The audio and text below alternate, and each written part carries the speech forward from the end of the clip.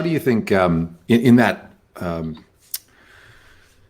view, how does gold and silver play a role? How are they a bit different and unique, and even Bitcoin, if we will?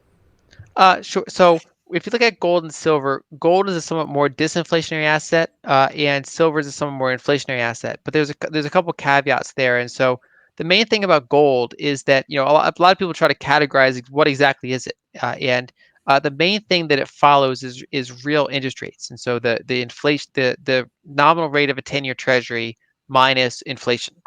And so, for example, if you have pretty high inflation, like if you have 4% inflation, but Treasury yields are yielding 7%, then actually it's not a great environment for gold, because if you could either hold gold and collect no yield, or you can put your money in a Treasury and you can get a 3% real return. And so gold becomes rather unattractive, and that's kind of the situation you saw throughout the 80s and 90s, where gold was in this kind of 2-decade bear market, because you had positive real yields. Whereas if you see negative real yields, that's like it's quite good for gold, and that can happen in two directions. Either you can have an inflationary spike that nominal yields don't keep up with, and so for example in the 70s, gold had these two really big spikes. One was in the mid 70s, one was at the tail end of the 70s into the really early 80s, and that's when real yields went down as low as -4%, because just yields weren't keeping up with the inflation that was happening.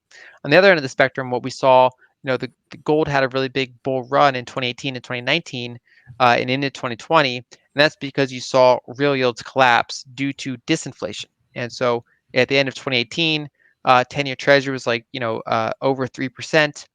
Inflation was like 2%, so you had 1% positive real yields, and then over the course of those next 2 years, you saw nominal treasuries fall down to like 0.5%, and inflation fall down as well, but not as much, because they had less to go. And so that dynamic fell from +1% to -1%, and that's like rocket fuel for gold. And so gold did very well. And then since that kind of August 2020 period, because we've had a rising 10-year Treasury that's kind of rising with inflation, we've had those real yields kind of stabilize at about -1%, and so gold's been on this correction. Whereas silver, it's kind of been the opposite dynamic. So it didn't really have as much of a bull market in that 2018, 2019 period when you had slowing global growth.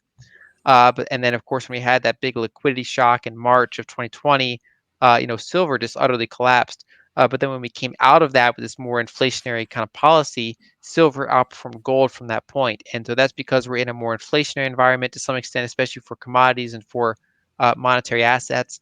And so in that dynamic, silver tends to do somewhat better. And so if you have the higher inflation, you can generally expect silver to do a little bit better. Whereas if you have that more defensive pullback, in that more disinflationary environment, you can generally expect gold to do a little bit better. But either way, it's going to depend on what real rates are doing.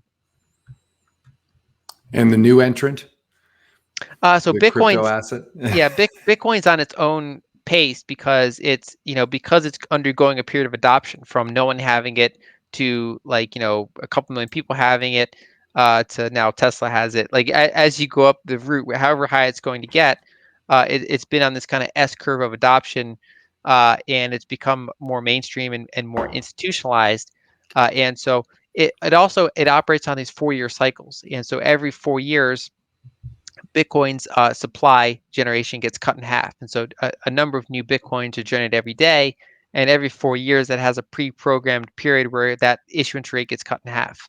And if you have static demand and supply gets cut in half, then that tends to start pushing the price up. And then you have momentum traders jump on board, and then that pushes the price up more. And then you have a blow off top, and then it goes through another multi-year consolidation. And then a supply cut happens, and then it does it again. So if you look at the 4 year, if you look at the 12-year history since inception, it's really kind of divided into these 4-year periods. And so the bull market we're seeing now is strongly correlated with the halving event that happened back in May 2020. And if history is of any guide, it probably has further to go, but then it'll hit some blow off top and some period of consolidation.